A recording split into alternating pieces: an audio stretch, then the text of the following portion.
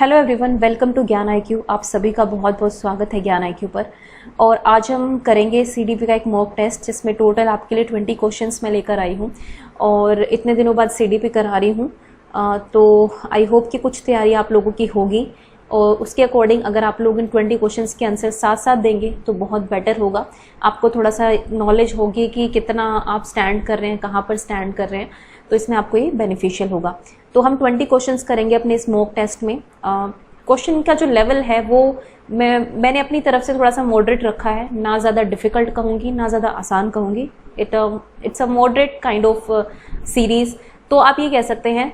वैसे अगर आपको आसान लगा, मॉडरेट लगा या डिफ़िकल्ट लगा तो आप मुझे कमेंट सेक्शन में कमेंट कर सकते हैं, ठीक है। और ये वीडियो जो है ये लाइव नहीं चल रही है, रिकॉर्डेड वीडियो है। तो जो भी आंसर हो आप साथ साथ लाइव चैट में लिख सकते हैं, क्योंकि ये it's not a live, basically ये आपका प्रीमियर है। प्रीमियर में भी आपकी लाइव चैट ओपन होती है, तो आप वहाँ पर आंसर साथ साथ लिख सकते हैं, ठीक है। तो स्टार्ट करते हैं बिना देरी के CDP का अपना आज का मॉक टेस्ट। 20 क्वेश्चंस होंगे और अपना स्कोर मुझे ज़रूर बताएं कि 20 में से कितने आपके आए हैं। और अगर आपको चैनल अच्छा लगता है तो चैनल को सब्सक्राइब भी आप कर सकते हैं। चलिए स्टार्ट करते हैं। First question is which of the following statement is incorrect about IEP। तो यानी कि IEP के बारे में निम्नलिखित में से कौन सा कथन जो है वो इनकरेक्ट है। IEP मतलब इंडिविजुअलाइज्ड एजुकेशनल प्लान या फिर प्रोग्राम, आप जो भी कह सकते हैं। It is related to inclusive education, ये समावेशी शिक्षण से रिलेटेड है। तो अब मैंने वैसे IEP की एक वीडियो डाल रखी है, अगर आपने नहीं पढ़ा IEP के बारे में तो उसमें से देख सकते हैं, लेकिन अभी फिलहाल आंसर कीजिए। Parents should be involve while planning individual goals, यानी कि व्यक्तिगत लक्ष्यों की योजना बनाते समय माता पिता को शामिल होना चाहिए। It will be easy to take up IEP goals on individual level rather than group level, मतलब अगर ग्रुप लेवल पर ना लेकर हम इंडिविजुअल लेवल पर ले तो ज़्यादा आसान होगा। IEP records along with progress information help the teacher to communicate well with parent. और IEP के जो भी रिकॉर्ड्स होते हैं एक टीचर को हेल्प करते हैं पेरेंट के साथ कम्युनिकेट करने में, उनके साथ बातचीत करने में। IEP goals should be evaluated on annual basis and new goals should be set. तो IEP के गोल्स जो है वो एनुअल बेसिस पर इवैल्यूएट करने चाहिए और उनको उसके बाद जो है नए गोल हमें सेट करने चाहिए। तो फटाफट से आंसर कीजिए, ज़्यादा मैं टाइम नहीं लूँगी इसमें क्योंकि 20 क्वेश्चन है और फिर बहुत टाइम लग जाएगा अगर टाइम लेंगे। तो चलिए बताइए क्या इसका आंसर होगा। देखिए इसका जो करेक्ट ऑप्शन होगा वो होगा आपका ऑप्शन नंबर B, ये इनकरेक्ट है। देखिए IEP के गोल्स जो हैं वो एनुअल बेसिस पर करते हैं, ये बात बिल्कुल करेक्ट है। हम गोल्स को अपनी तरफ से ग्रुप लेवल पर ही कोशिश करते हैं उनको अचीव करने की, लेकिन ग्रुप लेवल पर जब हम ऑब्जेक्टिव सेट कर लेते हैं IEP के अंडर, उसके बाद हम इंडिविजुअल लेवल को क्लासरूम में ध्यान दे सकते हैं। जैसे कि आपने ग्रुप लेवल पर आपके क्लास में 5 बच्चे हैं, तो आपने पूरी 40 बच्चों की क्लास के साथ इन 5 बच्चों को कैसे कैटर करना है, जो इंक्लूसिव एजुकेशन वाले बच्चे हैं, आपने ये सब ग्रुप के साथ ही सेट कर लिया। उसके बाद आप क्लास को पढ़ाते हुए, पूरी क्लास को पढ़ाते हुए इंडिविजुअल गोल्स को अचीव करते हैं। तो यहाँ पर इंडिविजुअल गोल्स को अलग से लेने की जरूरत नहीं होती है, आप ग्रुप लेवल पर उसको ले सकते हैं। आप पढ़ाते वक्त उस पर इंडिविजुअल ध्यान दे सकते हैं, ठीक है। रिकॉर्ड्स को हम शेयर करते ही हैं और एनुअल बेसिस पर इसका प्लान बनता है IEP का, ये भी चीज आप याद रखना, ठीक है। चलिए नेक्स्ट क्वेश्चन देखते हैं। नेक्स्ट है the training courses of for special education are regulated by. तो जितने भी ट्रेनिंग कोर्सेज होते हैं स्पेशल एजुकेशन से रिलेटेड, वो किसके द्वारा रेगुलेट किए जाते हैं ये आपको बताना है। NCERT, ठीक है, ये है आपका NCTE। उसके बाद है मिनिस्ट्री ऑफ सोशल डिफेंस और रिहैबिलिटेशन काउंसिल ऑफ इंडिया, जिसको RCIT बोलते हैं, RCI बोलते हैं इसको, ठीक है। वेरी इजी क्वेश्चन, अगर आपको पता है तो डायरेक्ट आंसर है, बताइए। तो देखिए इसका जो करेक्ट ऑप्शन होगा वो होगा ऑप्शन नंबर D। आप जितने भी D.Ed करते हैं स्पेशल एजुकेशन में, वो सब जो है आपके रेगुलेट किए जाते हैं RCIT के द्वारा, सॉरी RCI, एक टी मैं एक्स्ट्रा बोल रही हूँ। तो रिहैबिलिटेशन काउंसिल ऑफ इंडिया के द्वारा, NCT के द्वारा नहीं होता, NCERT के द्वारा भी नहीं होता, सोशल डिफेंस का तो कोई यहाँ पर जिक्र होना भी नहीं चाहिए। तो ये था आपका second question. Now comes to the third question. Learning by doing and experiencing the consequences of your action. मतलब करके सीख रहे हैं, आपने कुछ एक्सपीरियंस किया, आपने कोई भी एक्शन किया, उसके बाद आपको कुछ एक्सपीरियंस हुआ, उसके परिणाम के आधार पर जब आप चीज़ें सीखते हैं, मतलब किसी एक्शन को करने के बाद जो उसके परिणाम होते हैं वो नेगेटिव हो सकते हैं, वो पॉजिटिव हो सकते हैं, लेकिन उसके बाद आपकी लर्निंग होती है उनसे, तो इसको हम किस तरह की लर्निंग बोलेंगे। Operant conditioning, vicarious learning, inactive learning या फिर प्रॉब्लम सॉल्विंग। सो फटाफट से बताइए क्या आंसर होगा इसका। आई होप कि आपने कर दिया होगा आंसर। तो इसका जो करेक्ट ऑप्शन होगा वो होगा option number C, inactive learning हम इसको बोलते हैं, ठीक है। अगेन मैं कहूँगी, मैं ज़्यादा टाइम नहीं लूँगी, आपको फटाफट से टेस्ट देना है। नेक्स्ट है when a student can correctly categorise a geometrical shape he or she demonstrates. जब एक बच्चा जो है ज्योमेट्रिकल शेप को कैटेगराइज कर देता है, सपोज मैंने एक बच्चे को ये ज्योमेट्रिकल शेप्स दे दी, ठीक है, ये स्क्वायर मान लीजिए इसको आप, और मैंने कहा कि इसको कैटेगराइज करो, कौन सा सर्कल है, कौन सा ट्राइंगल है, मैंने यहाँ पे बहुत सारे टुकड़े दे दिए उसको, ठीक है। तो अब उसको कैटेगराइज करना है, तो उनको कैटेगराइज करना है तो किस तरह से कैटेगराइज करेगा, कर लेगा कि नहीं कर लेगा, खैर वो तो एक अलग बात है। तो ये किस तरह की नॉलेज के अंदर आता है, ये डिक्लेरेटिव नॉलेज के अंदर आता है, सेल्फ रेगुलेटरी नॉलेज के अंदर आता है, प्रोसीजरल नॉलेज के अंदर आता है, या फिर आपका कंडीशनल नॉलेज के अंदर आता है, ये आपको करना है, ठीक है। तो बताइए आंसर क्या होगा इसमें। देखिए डिक्लेरेटिव नॉलेज क्या होती है, जब आपको फैक्ट्स के बारे में पता हो कि ठीक है ये एक ट्राइंगल है, इट्स अ डिक्लेरेटिव नॉलेज, आपको पता है कि एक ट्राइंगल है, ये एक रेक्टेंगल है, इसकी ये प्रॉपर्टीज होती हैं। सेल्फ रेगुलेटरी यहाँ पर नहीं होगा। उसके बाद है प्रोसीजर, यानी कि आप किस तरह से करते हैं किसी चीज को, उसी की प्रक्रिया, जैसे कि आपको एडिशन करना है, आपको सब्ट्रैक्शन करना है, तो कैसे करेंगे, ये प्रोसीजर होता है। लेकिन कंडीशनल नॉलेज क्या होती है, जब आप डिक्लेरेटिव और प्रोसीजरल नॉलेज का यूज करते हैं, ठीक है, कंडीशंस के हिसाब से, तो उसको हम बोलते हैं कंडीशनल नॉलेज। तो यहाँ पर जो ऑप्शन है, option number D will be the correct option. तो D is the correct option. चलिए नेक्स्ट क्वेश्चन, क्वेश्चन नंबर 5 देखते हैं। Which of the following are being needs in Maslow's hierarchy of needs. तो मैस्लो की hierarchy की theory आप सभी को पता होगी, आप सबने पढ़ी भी होगी, बेसिक तो सभी को पता होगा। तो इसमें क्वेश्चन ये है कि जो मैस्लो की थ्योरी है उसमें जो बीइंग नीड्स हैं वो कौन कौन सी है। यहाँ पर आपके सामने कुछ ऑप्शंस हैं, एस्टीम नीड्स हैं, कॉग्निटिव नीड्स हैं, एस्थेटिक है और लव एंड बिलोंगिंगनेस की है। तो देखिए दो तरह की नीड्स की बात करते हैं मैस्लो जो है, एक तो बीइंग नीड्स की बात करते हैं, एक आपकी डेफिशिएंसी नीड की बात करते हैं, ठीक है। तो डेफिशिएंसी नीड्स के पूरी हो जाने के बाद क्या होता है कि इंसान थोड़ा सा रुक जाता है, मतलब वो थोड़ा सेटिस्फाई हो जाता है और वो बैठ जाता है। जैसे आपको भूख लगी है ना, भूख लगी है तो आपने फटाफट से खाना खा लिया, कमी थी ना खाने की, आप संतुष्ट हो गए। लेकिन जब बीइंग नीड्स पूरी होती हैं तो आप संतुष्टि नहीं बल्कि एक और कंसेप्ट आगे बढ़ते हैं, है ना, मतलब एक तरह का हायर लेवल का प्रोसेस यहाँ पर आ जाता है। तो आपको ये बताना है कि इनमें से बीइंग नीड्स जो है वो कौन सी हैं। तो बताइए इसका आंसर क्या होगा। देखिए हायर लेवल की नीड्स में जो मैस्लो थे उन्होंने बेसिकली 4 तो लोअर लेवल की नीड्स बताई थी जो है डेफिशिएंसी नीड्स, और 3 उन्होंने हायर लेवल की बताई थी। तो देखो बीइंग नीड्स में यहाँ पर कौन कौन सी होगी, कॉग्निटिव नीड होगी और एस्थेटिक नीड होगी। तो सेकंड और थर्ड आपका यहाँ पर आंसर हो जाएगा। तो ऑप्शन नंबर बी जो है वो आपका यहाँ पर करेक्ट ऑप्शन होगा। अब एस्टीम नीड्स हो गई, लव एंड बिलोंगिंगनेस हो गया, या फिर आपका सेफ्टी नीड्स हो गया, फिजियोलॉजिकल नीड्स हो गया, ये सारी आपकी डेफिशिएंसी नीड्स होती हैं। तो ऑप्शन नंबर यहाँ पर बी इज करेक्ट। उसके बाद हम नेक्स्ट क्वेश्चन पर चलते हैं। Partial reinforcement is more effective than मतलब ये बताना है कि पार्शियल रिइंफोर्समेंट के बारे में, आंशिक पुनर्बलन जब आप देते हैं बच्चे को तो वो क्या होता है, वो ज़्यादा इफेक्टिव होता है, is more effective than continuous reinforcement, यानी कि सतत पुनर्बलन से ज़्यादा इफेक्टिव होता है, लेस इफेक्टिव होता है उससे, या फिर एक्चुअल क्लासरूम में अप्लाई ही नहीं कर सकते हम उसको, या फिर वो ट्रेनिंग एनिमल्स को ट्रेन करने में सबसे बेटर होता है। तो बताइए क्या आंसर होगा। ये थोड़े से पोजेज में इसीलिए ले रही हूँ कि आप लोग थोड़ा सोच के आंसर बता सकें। सो देखिए पार्शियल रिइंफोर्समेंट का मतलब क्या है कि सपोज आपकी क्लास में एक बच्चा है, उसने वो पहले वीक था थोड़ा सा, अब आपने उसको बोला कि ठीक है बेटा अगर आप मुझे 5 बार जो है ये काम कंप्लीट करके दिखा दोगे तो मैं आपको कोई एक चीज़ दूंगी या कोई एक प्रिविलेज दूंगी, ठीक है।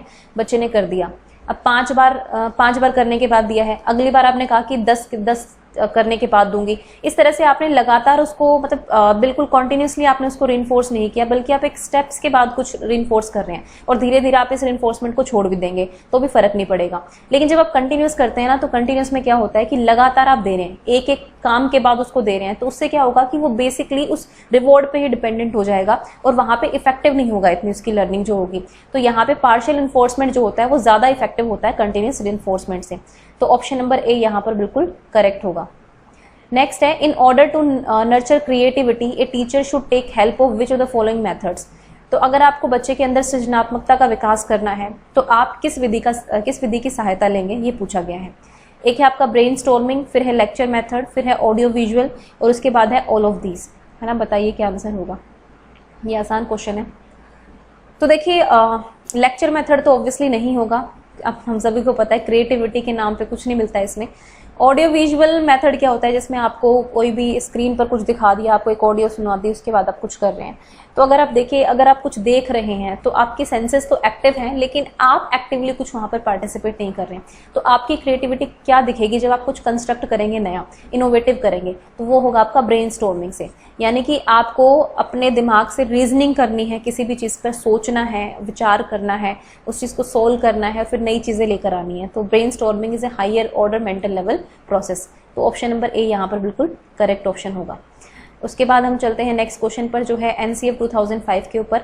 तो एनसीएफ 2005 जो है एक मेजर शिफ्ट की बात करता है कि यहाँ से आपको यहाँ शिफ्ट होना है ना। वैसे तो 5 गाइडिंग प्रिंसिपल है एनसीएफ 2005 के, आप जरूर उन्हें पढ़ें और मैंने आपको कराया भी हुआ है एनसीएफ वाले वीडियोस में। लेकिन यहाँ पर आंसर बताइए कि मेजर शिफ्ट क्या है, कि नॉलेज जो है वो गिवन और फिक्स्ड से, knowledge is given and fixed as it evolves and created. मतलब ज्ञान स्थायी है, वह दिया जाता है, से ज्ञान का विकास होता हो और इसकी संरचना की जाती हो। मतलब कि ज्ञान फिक्स है और गिवन है, उससे दूसरी तरफ जाना, मतलब कि ये क्रिएट होता है और इवॉल्व होता है।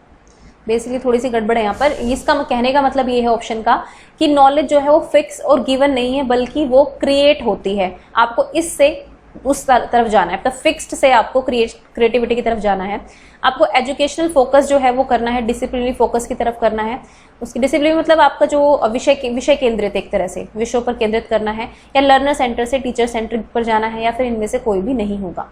तो देखिए यहाँ पर ऑप्शन नंबर ए जो है वो बिल्कुल करेक्ट ऑप्शन होगा कि नॉलेज जो है वो गिवन और फिक्स्ड नहीं है, बल्कि वो इवॉल्व की जाती है, क्रिएट कर जाती है बाय यंग माइंड्स। हम कह सकते हैं कि बच्चा जो है वो एक्टिव कंस्ट्रक्टर ऑफ नॉलेज है। तो ऑप्शन नंबर ए यहाँ पर ठीक होगा। नेक्स्ट है, विच of the following is not a defence mechanism. तो जो ये रक्षात्मक युक्तियां बताई थी फ्राइड ने, तो आपको इनमें से बताना है कि इनमें से कौन सा जो है वो डिफेंस मैकेनिज्म नहीं है। आइडेंटिफिकेशन, कंपेंसेशन, रैशनलाइजेशन या फिर एसोसिएशन। तो चलिए बताइए फटाफट इसका आंसर क्या होगा। देखिए इसका जो करेक्ट ऑप्शन होगा वो होगा option number D, association. Association कोई भी डिफेंस मैकेनिज्म नहीं है, जबकि आइडेंटिफिकेशन, कंपेंसेशन, रैशनलाइजेशन ये सारे डिफेंस मैकेनिज्म्स हैं। नेक्स्ट चलते हैं, what is essential to start in process of thinking.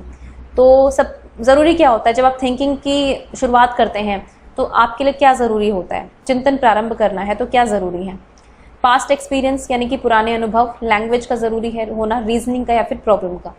तो बताइए क्या होगा इसका आंसर। तो देखिए अगर आपको थिंकिंग करनी है, तो थिंकिंग के लिए सबसे पहले आपके पास क्या होनी चाहिए, आपके पास एक प्रॉब्लम होनी चाहिए, तभी तो आप कुछ सोचेंगे। अगर कुछ है ही नहीं तो आप क्यों सोचेंगे, कुछ होना चाहिए ना दिमाग में कि हाँ ये नहीं मिल रहा है, ये नहीं हो रहा है, ये कुछ ऐसे है, ये मुझे ऐसे करना है। तो कोई ना कोई प्रॉब्लम होती है, उसके बाद ही आपका थिंकिंग प्रोसेस जो है वो स्टार्ट होता है। तो D option will be the correct answer. उसके बाद है next, reasoning of child is not logical and is based on intuitions rather than on systematic logic. According to पियाजे this stage of cognitive development is called. तो भाई जो reasoning होती है यानी कि तर्क होता है, वो तार्किक ना होकर बल्कि केवल अपने अंतर्ज्ञान पर आधारित होता है।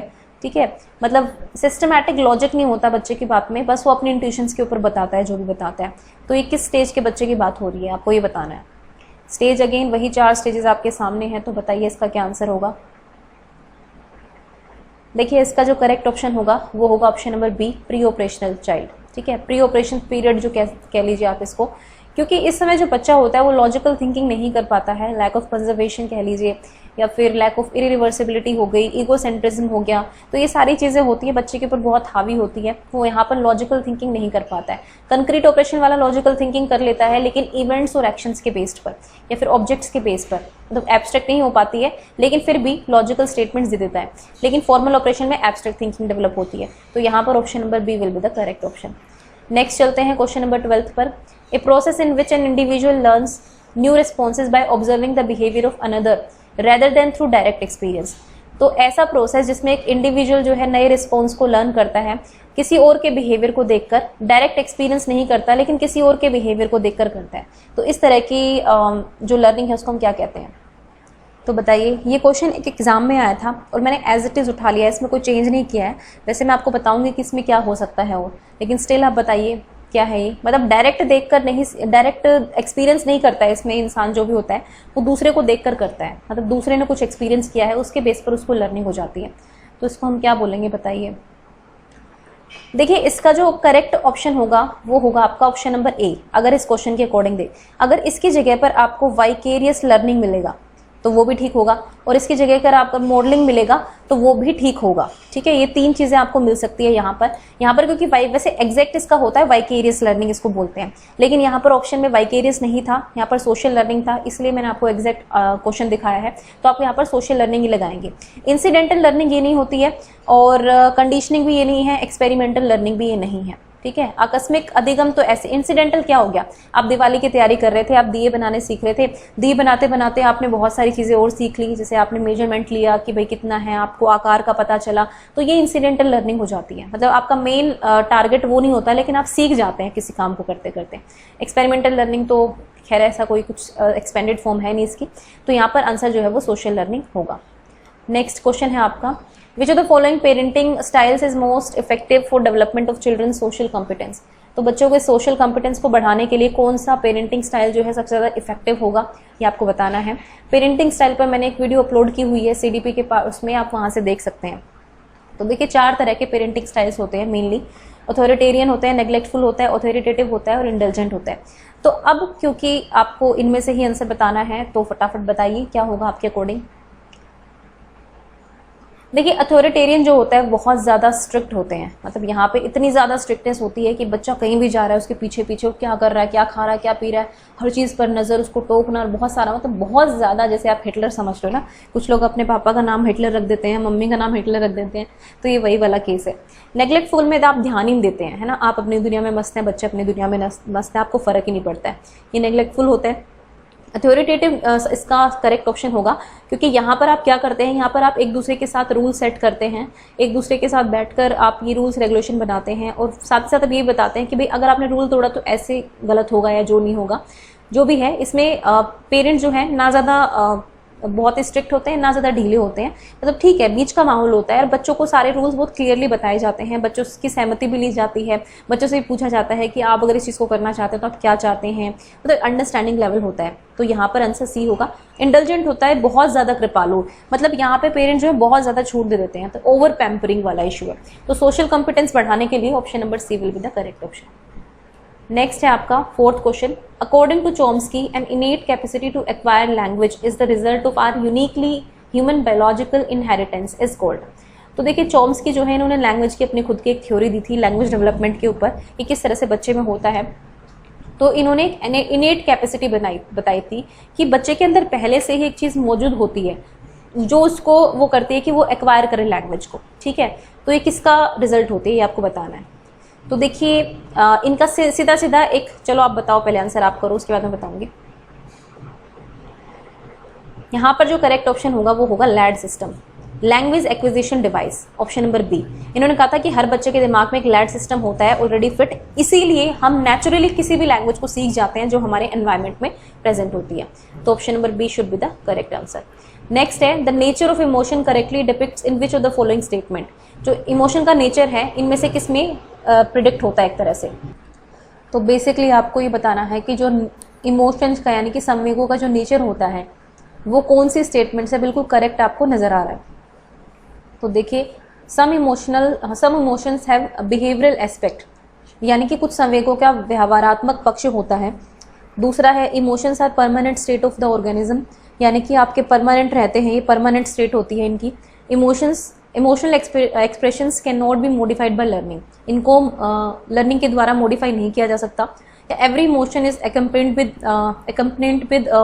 accompanied by feeling. ठीक है, तो ये बताना है।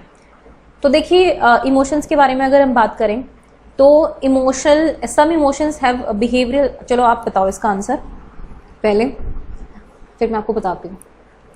इसका जो करेक्ट ऑप्शन होगा वो होगा ऑप्शन नंबर डी, कि हर इमोशन जो है किसी ना किसी भावना के साथ जुड़ा होता है, कोई ना कोई फीलिंग होती है उसके साथ, चाहे वो एंगर हो, गुस्सा हो, खुशी हो, सबके साथ एक फीलिंग जुड़ी होती है। अब बाकी स्टेटमेंट गलत क्यों है, ये कह रहा है कि some emotions has behavioural have आएगा यहाँ पर। ठीक है, some emotions have behavioural aspect, यानी कि कुछ के होते हैं, जबकि ऑलमोस्ट सभी का कुछ ना कुछ बिहेवियरल एस्पेक्ट होता है, कोई ना कोई व्यवहारात्मक पक्ष उसका होता ही है। खुशी आई है तो भी कुछ व्यवहार में परिवर्तन आता है, अगर आपको दुख है तो भी आता है। इस तरह से इमोशंस परमानेंट नहीं होते रहते, ये चेंज होते रहते हैं। ऐसा नहीं है कि एक इमोशन आ गया तो फिर परमानेंट ही रहेगा। उसके बाद है emotional expressions can not be modified by learning. तो लर्निंग के द्वारा मॉडिफाई किए जा सकते हैं, है ना, ऐसा नहीं है कि नहीं किए जा सकते हैं। आप एक ही टाइम पूरे लंबे समय तक खुश नहीं रह सकते, पूरे टाइम आप दुख नहीं रह सकते। आपको पता है ना, गाइडेंस एंड काउंसलिंग की भी बात हो सकती है यहाँ पर, किस तरह से उनके इमोशंस को चेंज करने की कोशिश की जाती है लर्निंग के द्वारा। तो यहाँ पर option number D is the correct option. अब देखते हैं question number 16, what is meant by plus curriculum for special needs children. तो जो विशेष आवश्यकता वाले बच्चे होते हैं उनके लिए प्लस करिकुलम का मतलब क्या होता है, ये आपको बताना है। तो ऑप्शन है यहाँ पर additional curriculum for special needs children, कि उनके लिए कुछ एडिशनल करिकुलम आए। Curriculum on skills areas which are specific to special difficulties of CWSN, a modified curriculum for education of the children with special needs CWSN, lessons or academic content meant for CWSN. CWSN means children with special needs. तो देखिए, चलिए आप answer बताइए इसका जो correct option होगा वो होगा ऑप्शन नंबर बी। मतलब कि वो स्किल एरियाज पे हमें फोकस करना है करिकुलम में जो स्पेसिफिक डिफिकल्टी वाले बच्चों के लिए होते हैं, ठीक है, जो स्पेशल डिफिकल्टीज वाले बच्चे होते हैं, स्पेशल बच्चे होते हैं, चिल्ड्रन विद स्पेशल नीड्स वाले बच्चे होते हैं, उनकी स्किल्स को डेवलप करना है, ठीक है। एडिशनल करिकुलम की कोई बात नहीं है, मॉडिफाइड भी नहीं है, ना ही लेसन और एकेडमिक कंटेंट नहीं है, वो तो सबका सेम ही होगा, जो बाकी बच्चों का होगा वो सबका सेम होगा। लेकिन यहाँ पे ऑप्शन नंबर बी जो है वो बिल्कुल ठीक होगा। 17th है when the learning outcome of the student are ensured with employment of less resources and effort on the part of a teacher and more initiative for self learning is evident, which of the following expression will describe the teacher most appropriately। अब ये कह क्या रहा है, ये देखिए, ये कह रहा है कि जब किसी शिक्षक की ओर से कम संसाधनों और प्रयासों के रोजगार के साथ छात्रों के इट्स एम्प्लॉयमेंट, यहाँ पे रोजगार इसका मतलब नहीं होगा, यहाँ पे इसका मतलब ये है कि जो बच्चे हैं वो लर्निंग में ज्यादा इनिशिएटिव ले रहे हैं, ठीक है, वो ज्यादा हो रहा है, जबकि टीचर का जो एफर्ट है वो उनके कंपैरिजन में कम है, यानी कि बच्चे ज्यादा इनिशिएटिव ले रहे हैं यहाँ पे, बेसिकली ये है। तो बताइए कि ये क्या है, एफर्ट जो टीचर का है वो क्या है। टीचर सक्सेसफुल हुआ है, इफेक्टिव है लर्निंग, इंटेलिजेंट है या फिर प्रैक्टिकल है, तो बताइए। तो इसका जो करेक्ट ऑप्शन होगा वो होगा बी, टीचर इज इफेक्टिव। ये दो तो होंगे नहीं, सक्सेसफुल और इफेक्टिव में से इफेक्टिव वर्ड जो है वो आपको ज्यादा चूज करना है कि शिक्षक जो है वो प्रभावी है, मतलब शिक्षक ने बच्चे को ज्यादा रोल लिया है, बच्चे इनिशिएटिव ले रहे हैं, दैट मीन्स कि हिज और her teaching is very effective. तो ऑप्शन नंबर बी यहाँ पर बिल्कुल करेक्ट होगा। उसके बाद है question number 18, reflective practice implies use of ones. तो रिफ्लेक्टिव प्रैक्टिस जो होती है, चिंतनशील अभ्यास से क्या तात्पर्य है, ये आपको बताना है। क्वेश्चन है कॉग्निशन, आंसर्स हैं कॉग्निशन, मेटाकॉग्निशन, लर्निंग और रीइंफोर्समेंट ऑफ लर्निंग। सबसे पहले आपको रिफ्लेक्टिव प्रैक्टिस का मतलब पता होना चाहिए। टीचर एक रिफ्लेक्टिव प्रैक्टिशनर भी होता है, हम बच्चों को भी वही बनाने की कोशिश करते हैं। तो बताइए क्या आंसर होगा। इसका जो करेक्ट ऑप्शन होगा वो होगा ऑप्शन नंबर बी, मेटाकॉग्निशन। देखिए, मेटाकॉग्निशन मतलब होता है कॉग्निशन अबाउट कॉग्निशन, संज्ञान के बारे में संज्ञान, शायद इसको हिंदी में अधिसंज्ञान बोलते हैं, नॉट श्योर, हिंदी मीडियम वाले बच्चे देख लें एक बार। तो क्या होता है कि आपने जो भी किया है, आपकी जो भी थिंकिंग है, आप पर उस पर रिफ्लेक्ट करते हैं, आप चिंतनशील उसके साथ देखते हैं उसको कि क्या आपने सही किया, गलत किया, क्या लूप होल्स रहे, क्या कमियां रही, वो एक तरह से रिफ्लेक्ट करना अपनी खुद की थिंकिंग पर, अपने खुद के संज्ञान के ऊपर। तो इसको हम रिफ्लेक्टिव प्रैक्टिस बोलते हैं। जैसे जब टीचर जाता है क्लासरूम में तो उसको अपनी टीचिंग जिस तरह से उसने पढ़ाया है उस पर रिफ्लेक्ट करना होता है कि क्या मैं किस हद तक कामयाब रहा या रही, कौन कौन सी कमियां रह गई, क्या मैं मेरी स्ट्रेंथ्स रही, क्या मेरी वीकनेस रही, ये सब रिफ्लेक्टिव प्रैक्टिस का पार्ट है। तो ऑप्शन नंबर बी यहाँ पर बिल्कुल करेक्ट ऑप्शन होगा। नेक्स्ट है semantic barrier of communication implied when. तो सिमेंटिक बैरियर क्या होता है कम्युनिकेशन में, ये बताना है आपको। ऑप्शन है signal is lost before reaching the receiver, कि सिग्नल ही खो गया है, रिसीवर के पास गया नहीं। Message transmitted by the source is unclear, जो भी मैसेज आया है सोर्स के पास वो बिल्कुल अनक्लियर है, अस्पष्ट है। रिसीवर्स अटेंशन इज डाइवर्टेड, या जो प्राप्त करता है उसका ध्यान भटक गया है। Receiver does not understand the meaning of the message, या फिर रिसीवर को उस मैसेज का मीनिंग समझ में नहीं आया है। तो सिमेंटिक बैरियर का मतलब होता है, देखिए semantic is related to meaning making, है ना, मीनिंग मेकिंग यानी अर्थ की बात होती है यहाँ पर। तो इसका मतलब क्या है, अगर सिमेंटिक बैरियर है कम्युनिकेशन में तो इसका मतलब है कि रिसीवर को समझ में ही नहीं आया कि मैसेज क्या है ना, उसको मीनिंग ही नहीं आया उसमें, भले ही वो कॉम्प्रिहेंशन की बात हो, किसी की बात हो, आपने एक कॉम्प्रिहेंशन के लिए एक पैसेज दिया, बच्चों को समझ में नहीं आया, तो आपने कुछ बात कही, उनको कुछ सुनाई, लेकिन उनको समझ में नहीं आया, यानी मीनिंग मेकिंग जो प्रोसेस है वो अच्छे से हुआ ही नहीं। तो ऑप्शन नंबर डी यहाँ पर करेक्ट होगा। And the last question of the mock test is the group in which independent variable is present is known as. वो ग्रुप जिसके अंदर इंडिपेंडेंट वेरिएबल प्रेजेंट होता है उसको हम क्या बोलते हैं। डिजायर्ड ग्रुप बोलते हैं, कंट्रोल ग्रुप बोलते हैं, एक्सट्रेनियस ग्रुप और एक्सपेरिमेंटल ग्रुप। तो बताइए क्या आंसर होगा। देखिए, डिपेंडेंट और इंडिपेंडेंट वेरिएबल यानी कि स्वतंत्र और अस्वतंत्र या फिर परतंत्र कह सकते हैं चर जो हैं वो मौजूद होते हैं आपके किस ऑप्शन में, ऑप्शन नंबर सी में। यानी कि एक्सपेरिमेंटल ग्रुप में डिपेंडेंट वेरिएबल और डिपेंडेंट और इंडिपेंडेंट दोनों वेरिएबल्स होते हैं। इसमें बेसिकली इंडिपेंडेंट वेरिएबल का डिपेंडेंट वेरिएबल पर असर देखा जाता है, कितना असर हो रहा है उसके ऊपर। एक्सपेरिमेंटल ग्रुप की बात हो रही है यहाँ पर, ठीक है। तो यहाँ पर option number C will be the correct option. तो गाइज ये थे आपके आज के कुछ मॉक टेस्ट के 20 क्वेश्चन। इस 20 में से आपका कितना स्कोर रहा है आप कमेंट सेक्शन में बताएं, या फिर आप लाइव चैट में भी लिख सकते हैं। और दूसरी चीज़ ये है कि अगर आपको वीडियो अच्छी लगी तो उसको शेयर भी कीजिए ताकि और लोगों तक इसकी पहुंच बने। और साथ ही साथ आप अपने स्कोर्स को भी देख सकते हैं एक दूसरे के साथ कि किसने कितना अचीव किया है। And do subscribe the channel also. Thank you for watching ज्ञान IQ।